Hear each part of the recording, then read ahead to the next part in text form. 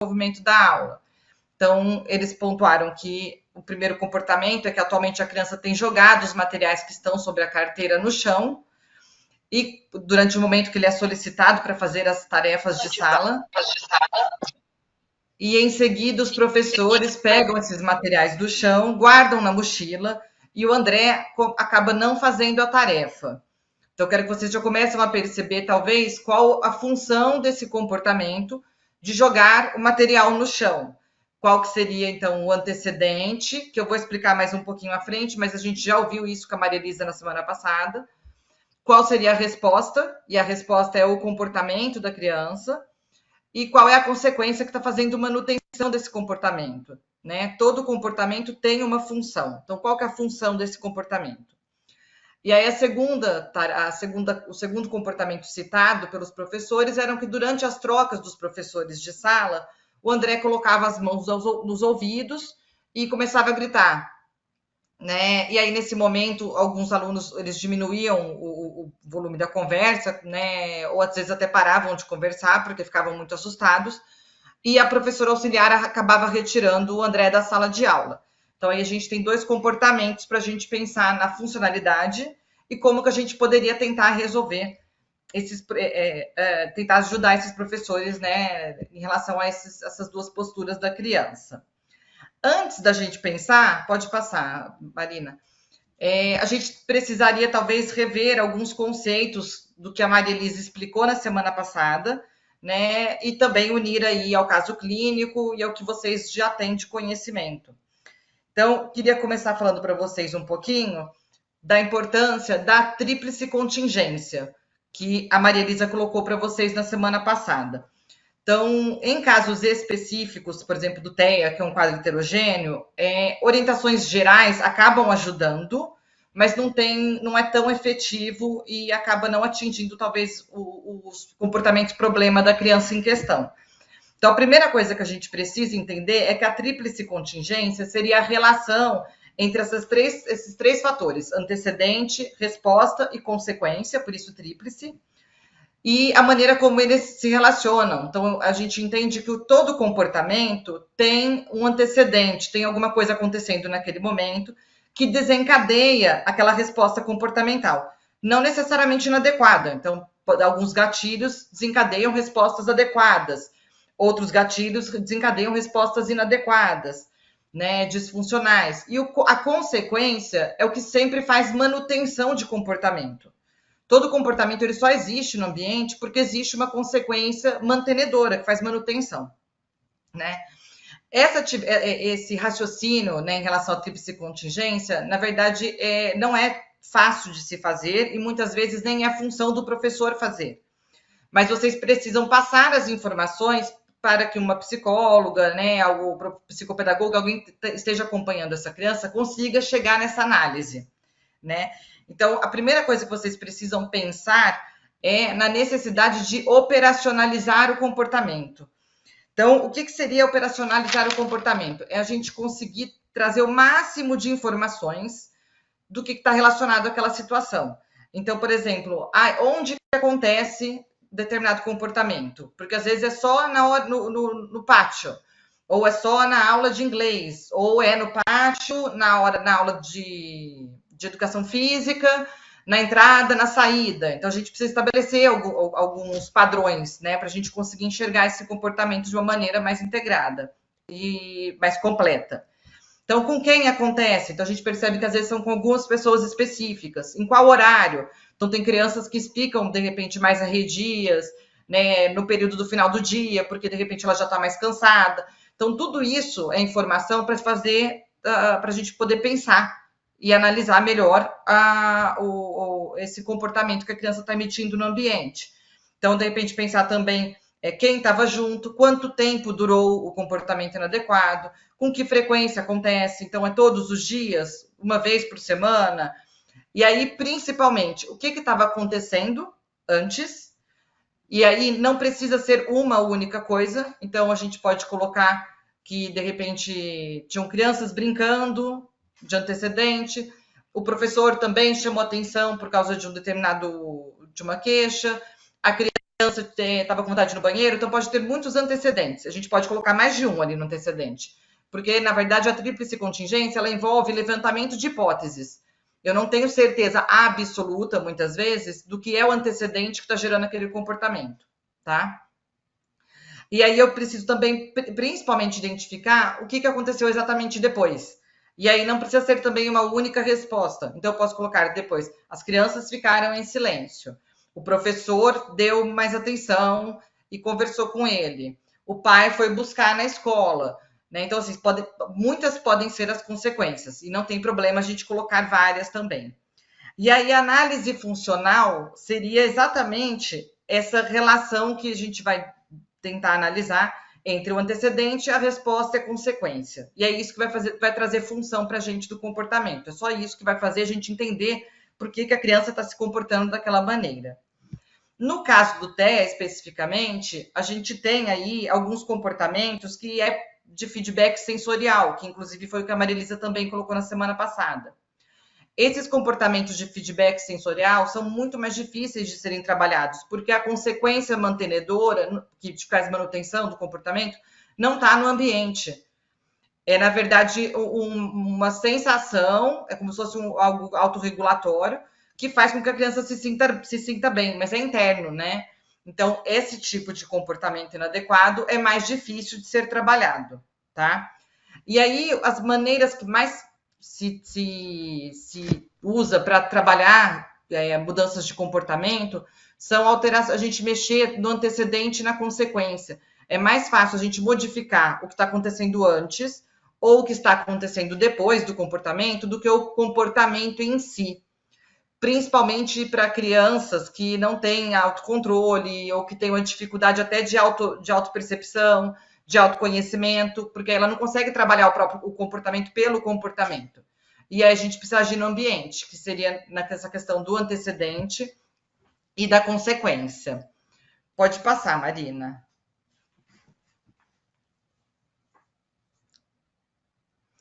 E aí tem algumas considerações que eu acho que é importante fazer sobre essas intervenções que a gente muitas vezes precisa fazer no antecedente e na consequência, e coloco isso para muitos pais aqui em sessão, porque eles esperam que a gente passe uma orientação e que essa orientação, hora que a criança, hora que ele faz uma mudança, né, altera alguma coisa, espera-se que o comportamento da criança já responda de maneira positiva a essa mudança nessa relação da tríplice contingência.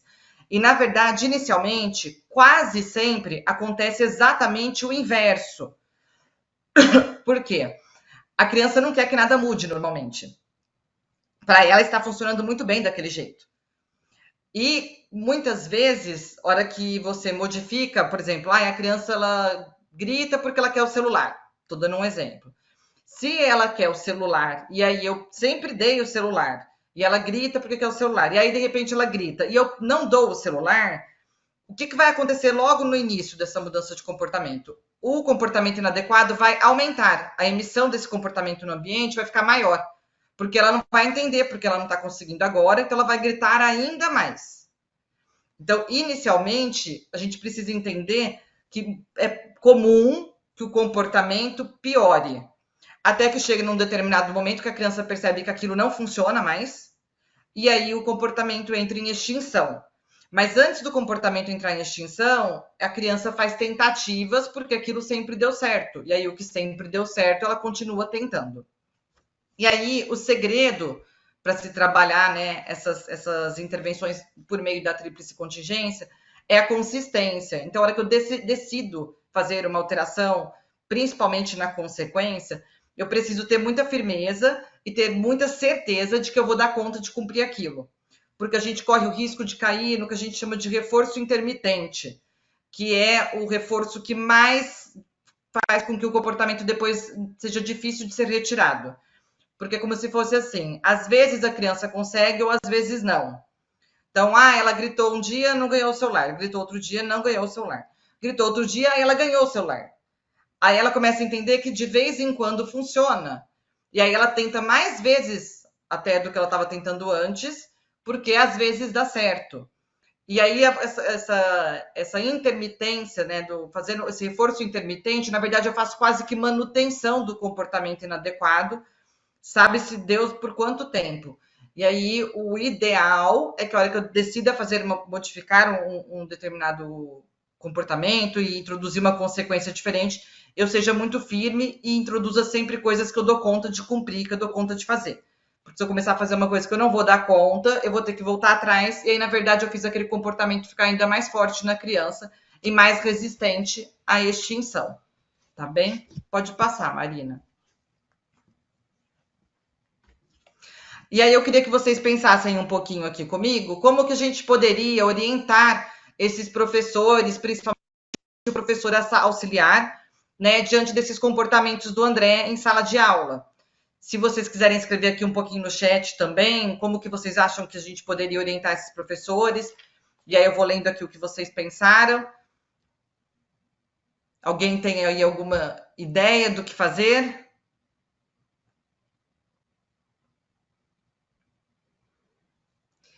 Tá, aqui a Rose colocou para não tirar o André da sala. E aí seria uma intervenção, então, em relação à hora que ele coloca a mão no ouvido, né, e grita. Vocês concordam com isso? Tem mais alguma ideia?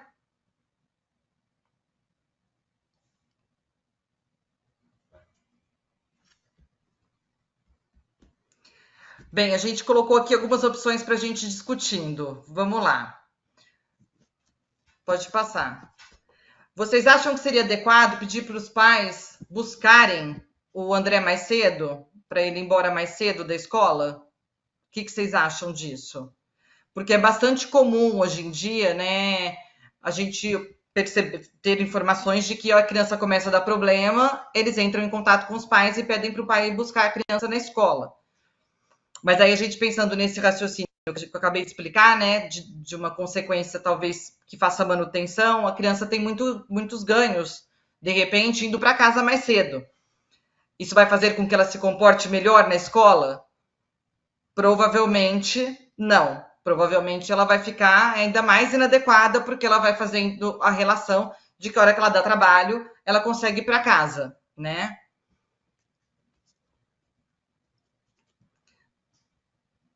Aqui, ela fala que em algumas situações deveria levar, pois eles ficam cansados, mas eles devem tentar ficar o máximo na sala. Eu também acho que existem situações que a criança fica cansada, mas a gente até colocou mais à frente um pouco que é muito importante que às vezes a gente identifique algum lugar que a criança se sinta bastante confortável, né? Algum lugar que seja de bastante, traga segurança, que ela fica, né, que é um ambiente gostoso, e aí muitas vezes, em vez de deixar ela levar para casa, às vezes levar ela para esse ambiente mais seguro e tranquilo da escola, o que também vai ser positivo no sentido de dar uma consequência positiva, às vezes, para o comportamento inadequado, mas a ideia, na verdade, é a gente fazer com que ela fique no ambiente escolar e fique mais tranquila, se sinta melhor. E aí a gente diminui os sentimentos aversivos e, de repente, ela consegue voltar para a aula. Na hora que a gente afasta a criança ou qualquer pessoa do estímulo aversivo que está desencadeando comportamentos ruins, a tendência é o sentimento ir mudando. A gente não fica sentindo tudo lá no pico máximo por muito tempo. Se eu saio da presença do que está me incomodando, eu começo a me sentir melhor. A gente colocou aqui uma outra opção, B, diminuir a frequência de ir da escola. Vocês acreditam que seria interessante combinar com os pais que a criança vá menos, com uma frequência menor, de repente dia sim, dia não? O que vocês pensam?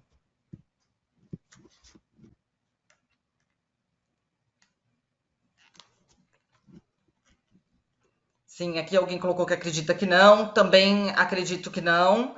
É importante que a criança tenha uma ideia de constância e compreenda, inclusive, que de segunda a sexta tem aula, né? E ela precisa, talvez, né, ter essa frequência para ter compreensão de como que funciona um programa curricular, uma frequência escolar.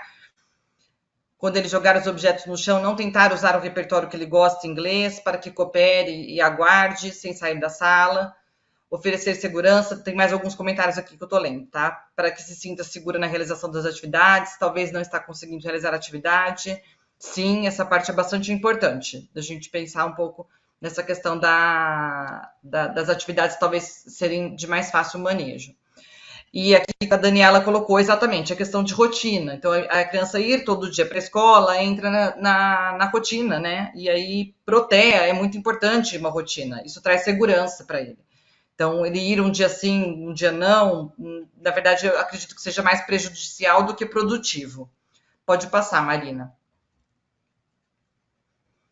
Vocês acham que seria conveniente pedir para a mãe ficar na escola, permanecer na escola para ajudar? De repente, em situações mais problemáticas? O que vocês pensam?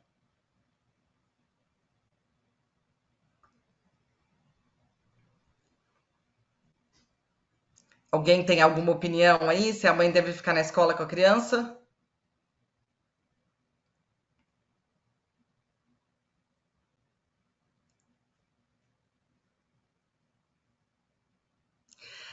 Então, existem situações, e acredito que talvez casos muito graves, que talvez a mãe possa ficar, e é difícil a gente solicitar isso, porque muitas vezes a mãe trabalha, né? E existem outros recursos que a gente muitas vezes pode utilizar que não a presença da mãe. Eu sei que existem situações que talvez isso seja necessário, mas a princípio não acho que é uma estratégia muito boa, porque a criança vai aprender que a mãe está ali na escola e talvez ela vai sempre tentar fazer uso de algum recurso para acessar essa mãe. Então, seria talvez necessário que a mãe fosse até a escola em situações muito, mas muito, assim, graves, né? Numa frequência quase que baixíssima, né? O ideal seria que, de repente, a gente conseguisse algumas orientações, tanto de terapeuta, né, profissionais que acompanham a criança, para conseguir estratégias para trabalhar a criança mesmo na escola e utilizar os pais presentes na escola como último recurso. É importante a comunicação da escola com os pais, isso é indiscutível, mas não necessariamente que a mãe fique na escola, tá bem? Bem, e aí a última opção é que a gente colocou nenhuma das respostas. Vocês acham que é nenhuma das respostas?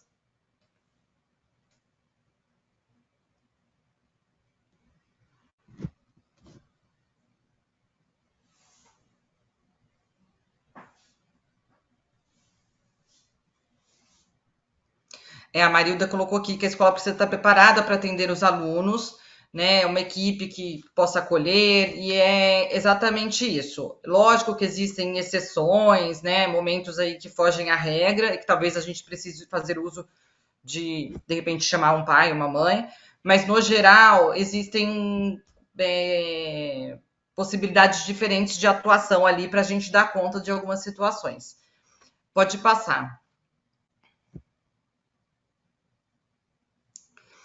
Bem, então agora vamos pensar aqui um pouquinho, né? Como que a gente vai orientar esses, principalmente o professor auxiliar, que é o professor mais próximo, né, da criança com autismo. Pode passar, Marina.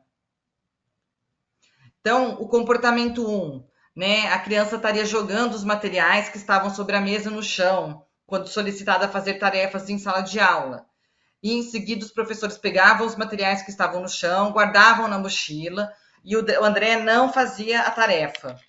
Então, primeiro vamos pensar, e aí a gente precisa começar sempre montando, né, essa tríplice contingência pela resposta, pelo comportamento. Então, por exemplo, qual é o comportamento que a criança está emitindo no ambiente que está inadequado? Qual que é o comportamento que a gente gostaria de modificar? Pode passar, Marina.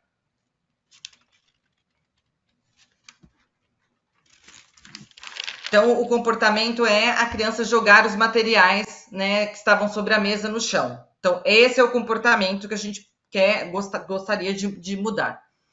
Qual que é o antecedente? O que está acontecendo antes que está desencadeando esse comportamento na criança? O professor está pedindo para a criança fazer tarefas em sala de aula. Qual que é a consequência? O professor pega o material que está no chão, guarda na mochila e o André não faz a tarefa. Então, primeiro, essa consequência então, da criança não fazer a tarefa está fazendo manutenção desse comportamento de jogar os materiais no chão. E aí a criança já percebeu que a hora que alguém pede para fazer tarefa, se ela joga os materiais no chão, ela consegue não fazer a tarefa. Então, qual é a função desse comportamento? Não fazer a tarefa.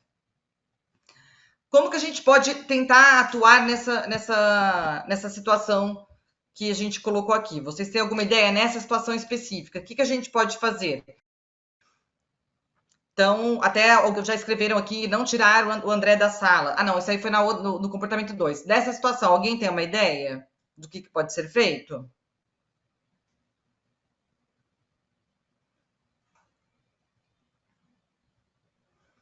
Mudar o comando tem a ver com mudar o comando. Então, primeira coisa aqui nesse antecedente tem relação com o que a Maria Elisa coloca daquela relação um para um, que é como se, na verdade, para a gente conversar só com o aluno com o TEA sobre o que ele deve fazer, por isso é um para um, e depois passar a instrução para a sala. E aí a criança não precisa participar da instrução da sala, até porque muitas vezes o material dela vai ser diferente ao material adaptado. Então, a primeira coisa é a gente talvez fazer essa relação um para um com essa criança, né? Tentar deixar o mínimo de materiais possíveis sobre a carteira, então só o que é realmente necessário. E se precisar, o professor auxiliar já antecipar isso, pegar, colocar num cantinho, segurar com as mãos. Eu posso fazer muitas. O professor auxiliar ele pode fazer mais do que deveria, entre aspas, para impedir com que esse comportamento aconteça. E aí, o principal também tem a ver com o que a Maria Elisa falou, é a gente trabalhar uma técnica que é de aprendizagem sem erro. O que é isso? Eu passar para a criança, principalmente na hora que eu quero modificar o comportamento, atividades que ela realmente dá conta de fazer, não necessariamente, né, pensando no conteúdo, até porque não adianta nada eu passar o conteúdo e essa criança não está fazendo nada. Então, eu preciso que ela comece a obter sucesso. Para a obtenção de sucesso, ela precisa ver que é alguma coisa que ela realmente dá conta de fazer. Então, mesmo que seja algo muito fácil, então eu vou passar uma coisa muito fácil no um para um, e se precisar, o professor auxiliar vai fazer junto. Se precisar, vai pegar a mão e pegar na mão para ela conseguir. E aí, o que eu quero? Que no final ela perceba que ela deu conta. E aí, a gente faz isso várias vezes, né? Na verdade, a intervenção é uma frequência, porque a gente quer mudar um padrão de comportamento. Então, um padrão de comportamento, para se mudar, eu preciso repetir muitas vezes a mesma coisa para a criança perceber que agora não é mais daquele jeito e que está dando certo do outro jeito. Então, a gente sempre, depois, continua fazendo sempre igual, um para um, passa uma atividade muito simples, faz junto, se precisar, pegando na mão, e aí a gente tem uma garantia de aprendizagem sem erro, que é o que a gente precisa fazer com essa criança com TEA. Né? É uma técnica que funciona muito bem e vai promover mais motivação. Então, pode ser que mais à frente eu possa passar uma atividade um pouquinho mais difícil, não precise pegar na mão dela, porque aí esse comportamento já foi adquirido, certo? Pode passar para a próxima.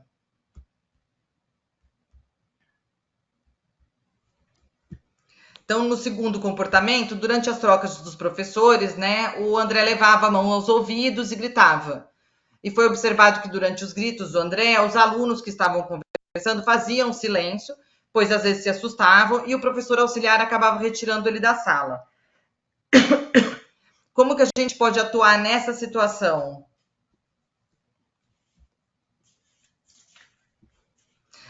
Primeiro, o comportamento, né, é o André gritar. Ele pode até levar a mão no ouvido, mas o que está incomodando são os gritos, né? O antecedente é a troca de professores, mas como consequência, provavelmente, é o barulho da sala, porque a criança com TEA, a gente sabe que tem uma sensibilidade, né, auditiva normalmente maior. Então, é uma questão constitucional, não é porque ele quer que ele fique incomodado. Então, essa queixa e essa reação é de uma característica mesmo do TEA.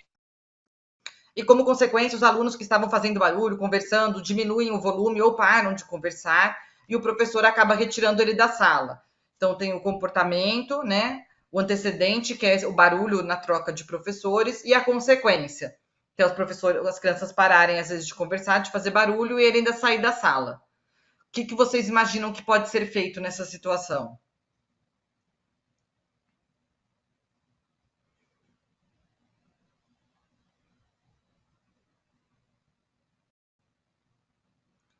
A gente pode trabalhar questões de conscientização, não necessariamente em relação ao André, especificamente, porque às vezes fica uma coisa muito de foco na criança, mas numa relação geral, porque provavelmente tem outras crianças que talvez fiquem incomodadas também. Mas pensando no antecedente, na consequência a curto prazo. Então, mudar o foco do André na hora da mudança pode ser uma ideia, até porque a gente está falando aqui de uma questão que a gente não vai conseguir mudar esse comportamento, e por isso que eu quis colocar ele, diferente do outro que a gente pode modificar, então ele pode parar de jogar as coisas no chão. Esse aqui ele até pode parar de gritar, mas ele não vai parar de ter essa sensibilidade auditiva. Então, por exemplo, não adianta eu não tirar ele da sala e manter ele na sala com a sala gritando, porque vai incomodá-lo realmente, né? É algo, né, biológico. E aí a gente trocar na troca dos professores, às vezes o que a gente poderia, na verdade, é retirá-lo da sala antes da troca dos professores, não com a intenção de nem comunicá-lo que a gente vai fazer isso por causa dos gritos dele, até para ele não fazer esse tipo de relação. Mas a gente pode sair com ele um pouquinho antes e falar que nesse horário agora a gente pensou na questão até da rotina, que era um bom momento para ir ao banheiro, tomar uma água, porque né, no horário do intervalo fica muito cheio o banheiro, o bebedouro, e que nesse momento era mais tranquilo, por exemplo. E aí a gente sai 2 minutinhos antes da aula acabar e retorna 2 minutinhos depois que a aula começou, e não tem problema nenhum. E aí a gente não teve esse comportamento, né, essa resposta comportamental dele gritar, de levar as mãos aos ouvidos, e ele também não ficou irritado, porque nessa situação específica, a ideia é evitar o sentimento desagradável, o desconforto.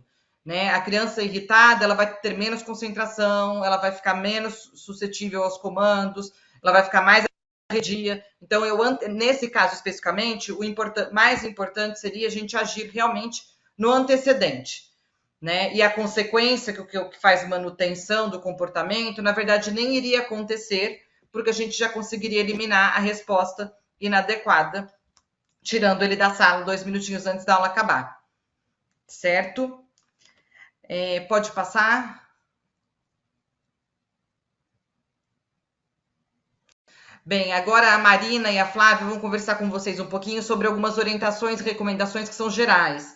Né? Isso que a gente fez aqui no começo, eu queria mostrar para vocês como que funciona para fazer análises em casos específicos. Então, o segredo é fazer uma boa operacionalização de comportamentos, uma boa análise funcional, e aí vocês quebrarem a cabeça para pensarem em possíveis modificações no antecedente e na consequência, tá? Em resumo, é isso, tá bem? Marina, pode passar. Boa noite, vou dar continuidade um pouquinho à aula. É importante, quanto ao diagnóstico, que a confidencialidade do diagnóstico é uma questão ética. Ou seja, os pais têm o direito de não aceitar que a gente coloque no seu laudo o diagnóstico, o CID, que é o Código Internacional de Doenças, para a criança levar à escola. Assim como os pais podem pedir aos professores e aos coordenadores que não autorizem a liberação desse laudo diagnóstico do próprio filho para os demais alunos e os demais pais de sala de aula. É importante trazer sempre a comunidade escolar, juntamente com a escola, para fazer atividade de conscientização, ou seja, trazendo as reuniões, como que a escola está fazendo agora, integrando os alunos por causa de diferença de comportamentos, e sempre quando se fizer essas reuniões para conscientizar os demais pais de deficiência de transtorno do espectro autista, do dislexia, ou TDAH, aos pais que têm os filhos com esses diagnósticos, com laudo, pergunte a eles se podem expor na reunião que estão com alunos dessa forma para integralizar todos os demais outros alunos.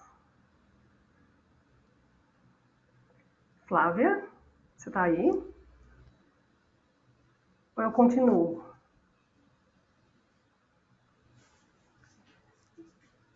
Minha gente, Flávia. Vocês estão me ouvindo? Sim, eu estou te ouvindo, Flávia.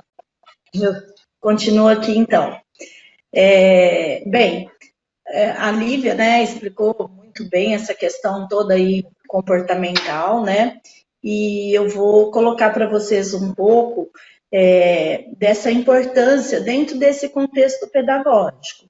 Então, como a Marina disse, né, a questão da família deixar, né, esse acesso livre para a escola, eu acho que é importante nós, né, como as meninas disseram, como professor, conscientizar esses pais da importância de compartilhar esse laudo, né? Esse laudo que às vezes vem de vários profissionais aí, do médico, os relatórios da TO, fono, psicóloga.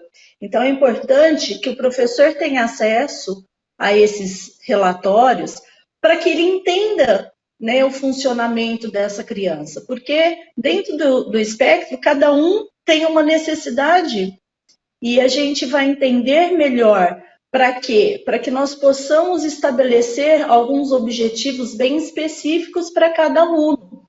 Então, estabelecer esses objetivos para cada aluno vai impactar exatamente no que eu vou conseguir ter de resultado com ele. Então, ler esses relatórios, conversar com os profissionais que acompanham essa criança, ver quais são o nível de dificuldade, de facilidade e de habilidade dessa criança, isso vai me ajudar a traçar alguns objetivos importantes para o decorrer do ano. Entender, né, esse funcionamento dele para que eu possa estabelecer tempo para ele realizar as tarefas. A gente sabe que a criança com TEA, ela tem um nível de tolerância menor, né? Então, eu preciso adaptar também algumas situações para que ela consiga realizar. Como a Lívia explicou, né, a aprendizagem baseada em acertos. Isso é importante para que eu consiga olhar para ela individualmente e ver aquilo que ela conseguiu realizar. E sempre que possível elogiar essa criança, né? E esse suporte que é importante para essa criança em sala de aula, vai fazer com que eu possa, como a Lívia explicou, né, auxiliar melhor o meu professor auxiliar, né? Eu vou poder orientar melhor esse professor auxiliar, que deve também ter conhecimento do que é o TEA, né? Esse professor é quem pode ficar boa parte do tempo com essa criança, estipular pausas para ele, ter um critério de avaliação específico para cada aluno. Pode passar, Marina.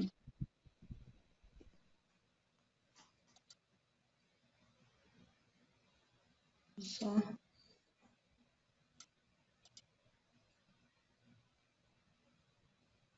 O currículo, eu estou só, a minha tela está aparecendo na metade, está no do currículo, né? Isso, é quando vocês vão começar o ano letivo.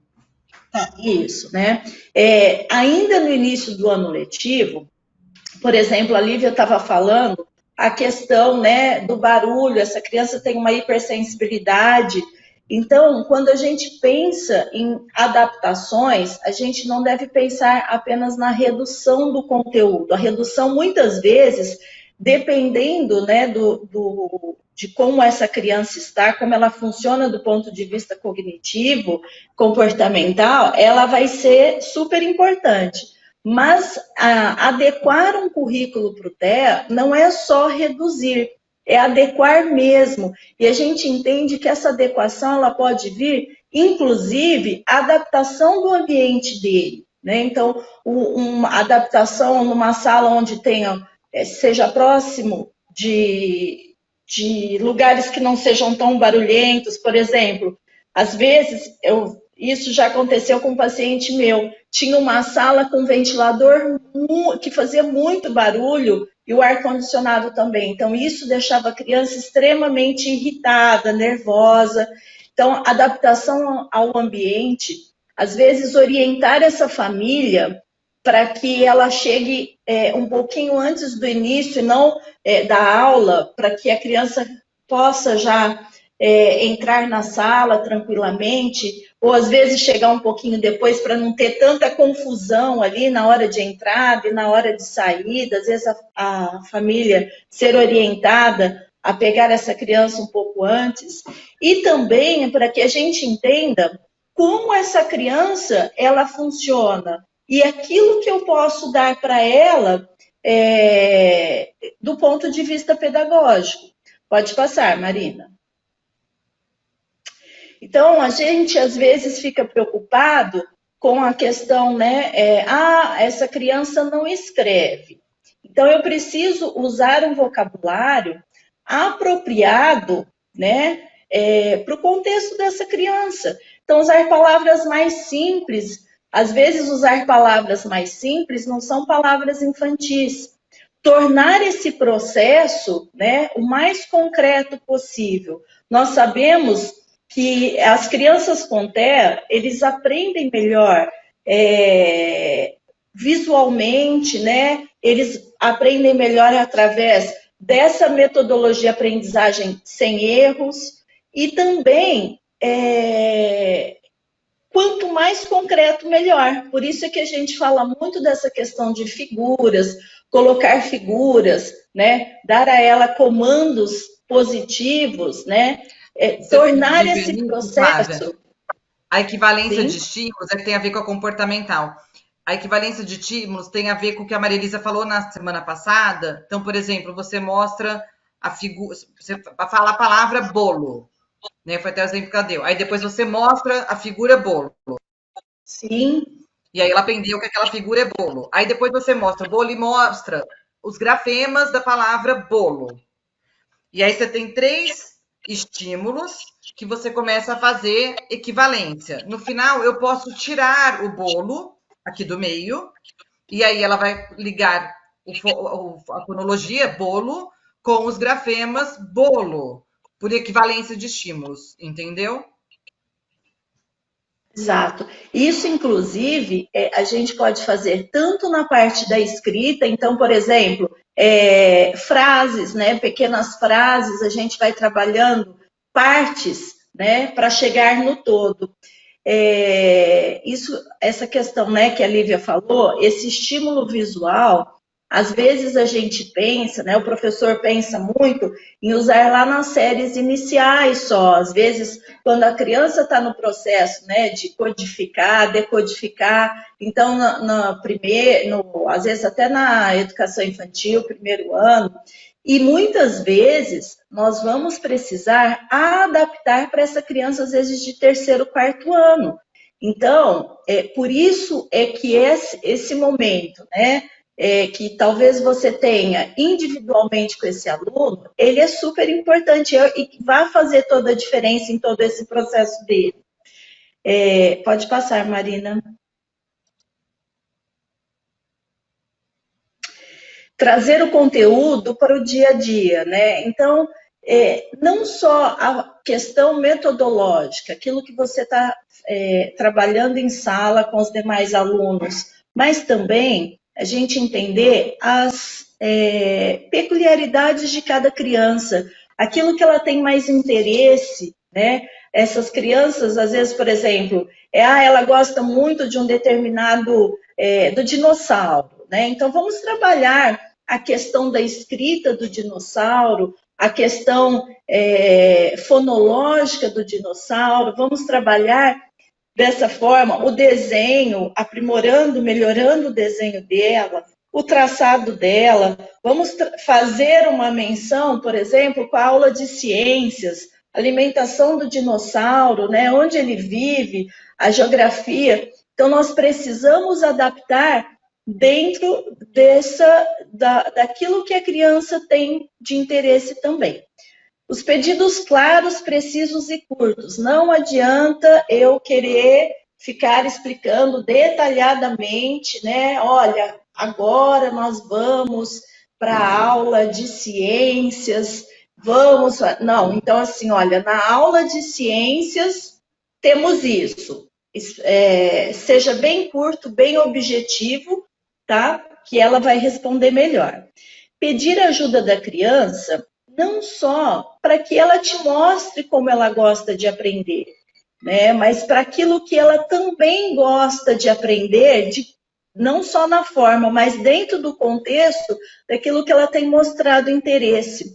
E às vezes, por exemplo, quando a gente fala, né, a criança às vezes ela gosta mais do Joãozinho, então ela vai ficar melhor se ela sentar ao lado do Joãozinho. E às vezes tem criança, né, que a gente fala, não, tem que sentar aqui, do lado do fulano que é melhor.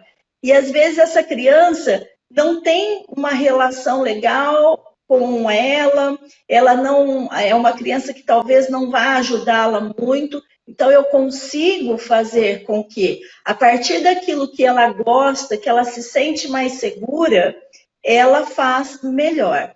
Eu tenho uma criança especialmente que ela gosta muito de fazer as atividades fora do ambiente da sala, ao lado do tio que trabalha na portaria, né? E às vezes, quando ela está muito nervosa, e ela vai lá para fora, ela vai lá perto do tio da portaria, ela consegue se acalmar e às vezes ele consegue até fazer com que ela faça determinada atividade. Pode passar. Então, essa questão da intolerância aos estímulos auditivos, né? A gente precisa também adaptar este ambiente, longe de ruídos, salas de aulas que são muito barulhentas, barulhos que às vezes a sala de aula em si não é tão barulhenta, mas está próximo à rua, ao ventilador, observar, né, esse tempo de aprendizado da criança. Então, às vezes a gente pensa, essa criança vai ficar uma aula toda, né? Vamos pensar numa criança de um 6º ano, que ela tem 50 minutos de aula. Ela não vai ficar os 50 minutos de aula sentada, mas eu posso, a partir daquilo que ela gosta, que ela consegue fazer, nós vamos priorizar a qualidade, não a quantidade. Então, ela fez aquilo, aí sim eu posso reduzir. Eu tenho 10 questões para fazer, mesmo às vezes num material adaptado, porque às vezes a gente pensa, o material já foi adaptado dentro do contexto daquela criança, da necessidade dela, então se ela tem 5 questões, ela tem que fazer as 5. Muitas vezes ela não vai ficar o tempo todo para fazer essas 5 questões.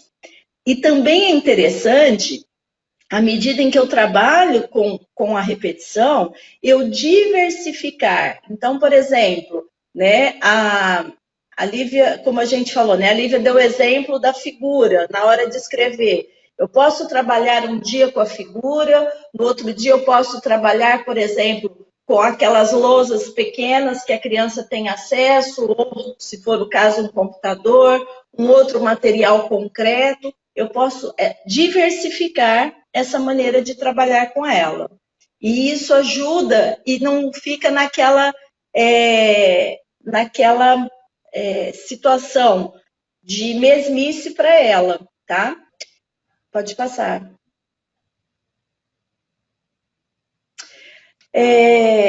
A questão da rotina, né? Aí vocês já falaram como é importante manter a rotina para essas crianças.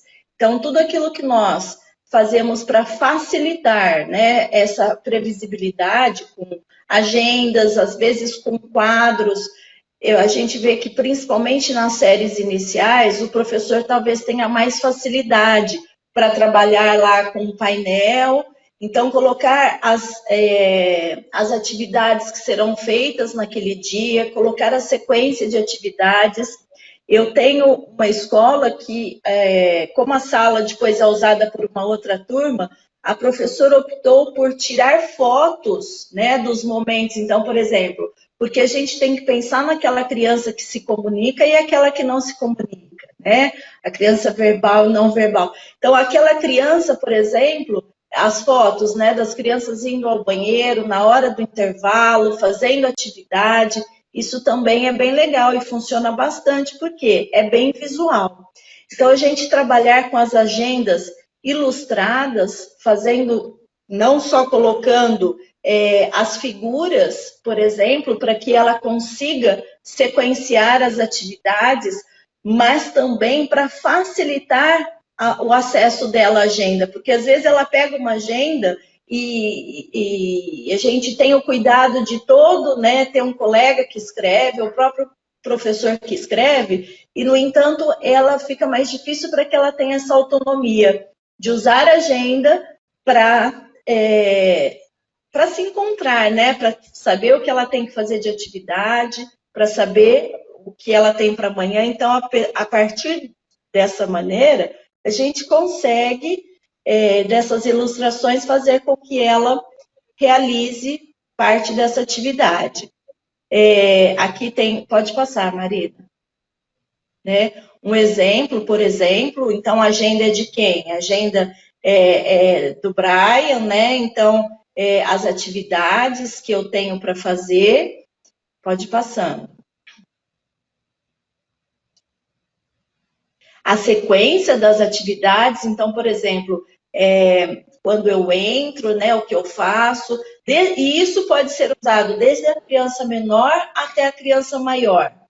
A sequência dessas atividades, eu posso também fazer com que ela consiga se organizar dentro desse contexto da sala dela, ela não precisa ficar, né, esperando, às vezes, o professor mandar fazer alguma coisa. Então, onde ela senta, o que ela pega primeiro, o que ela vai fazendo depois, organizar, pode passar.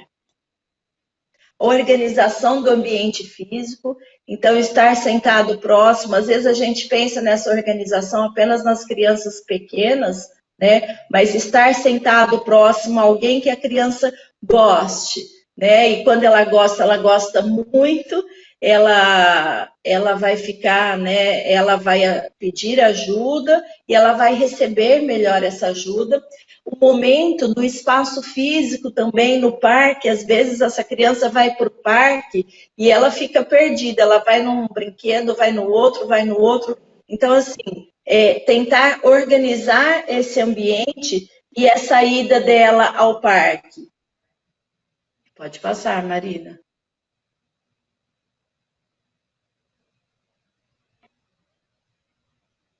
Está me ouvindo?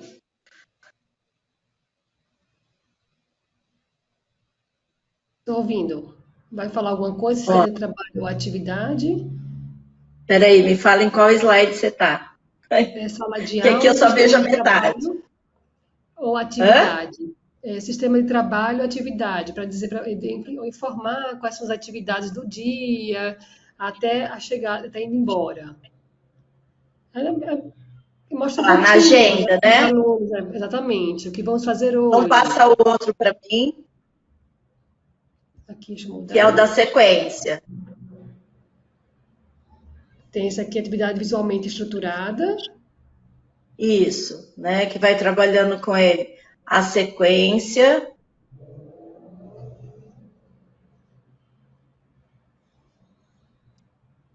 Agora falar sobre o professor auxiliar em sala de aula. Deixa eu mudar aqui.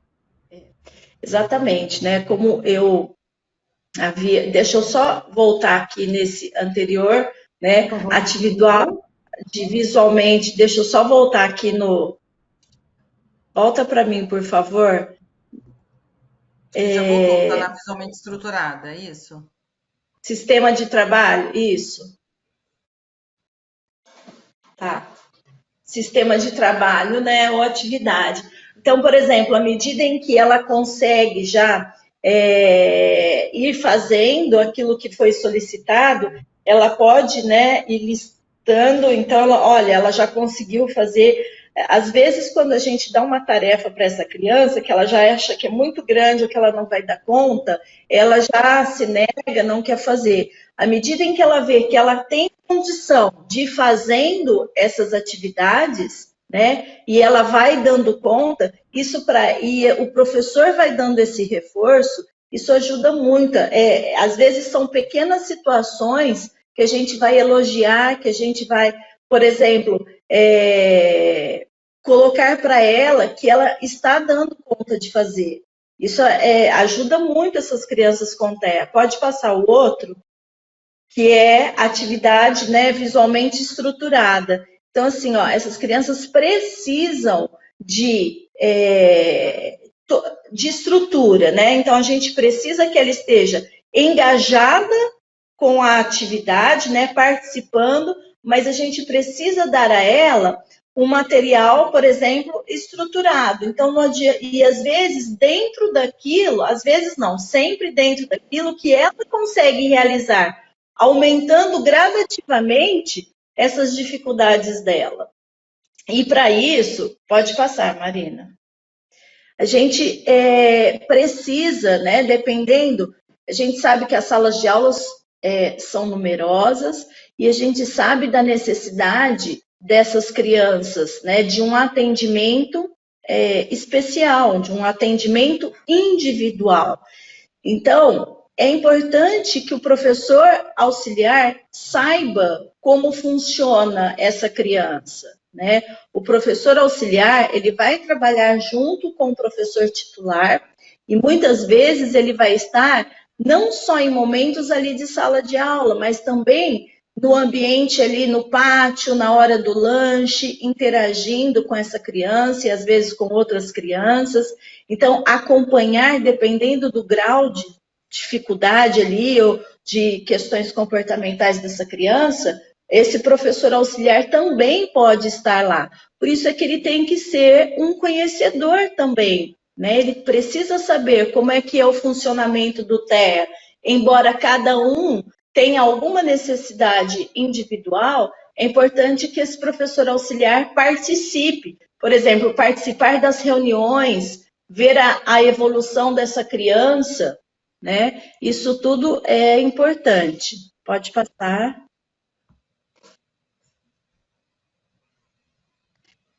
Esse sistema, né? Então, como avaliar essa criança? Às vezes nós ficamos preocupados em avaliar a escrita da criança. Ah, mas essa criança escreve ou não? Primeiro, eu preciso entender como ela funciona do ponto de vista cognitivo. Porque não adianta eu querer que ela escreva, ela está num quarto, quinto ano, ela precisa, né, escrever. Não, eu preciso trabalhar com ela, adaptar um currículo e prepará-la para isso primeiro. Né? Então, eu vou trabalhar esse processo dela de alfabetização, eu vou ver como ela está do ponto de vista pedagógico, mas eu preciso entender como ela funciona. E para isso, eu preciso também fazer com que este comportamento dela, porque às vezes a criança ela não faz por questões comportamentais, então ela se recusa, e ela também não faz porque ela não sabe. Então eu preciso ver como a Lívia falou, né? Qualquer desempenho dela, principalmente do ponto de vista pedagógico, tudo isso deve ser anotado individualmente. Qualquer progresso é progresso. Quantas crianças que às vezes nem entravam na sala e de repente ela começou a entrar e participar. Ela não escreve, mas ela participa, ela fala, né? Ela faz uma pergunta. Então, esse progresso é importante e esse registro ele tem que ser feito. Então, dentro daquilo que você colocou de objetivos, eu preciso, ele não está dando conta de fazer isso, eu preciso avançar. Então, o que é preciso é que essa criança passe por essas etapas e consiga atingir os objetivos, mesmo que não todos aqueles que você propôs, mas é importante que ela consiga. A questão, pode passar, Marina. A questão, né, da comunicação com os pais é extremamente importante que não aconteça só em momentos de crises, né, mas para que os pais saibam quais são os objetivos, o seu objetivo para aquela criança, porque é muito frustrante, né, às vezes, na maioria das vezes para os pais, quando o professor, e eu já vi isso, infelizmente, o professor fala assim, mas ele não faz nada, mas ele não faz nada, ele só ficou brincando, né? E às vezes esses pais acabam colocando para os outros pais, né? Ah, mas é que ele não faz. Então todo mundo entende que aquela criança realmente não faz nada.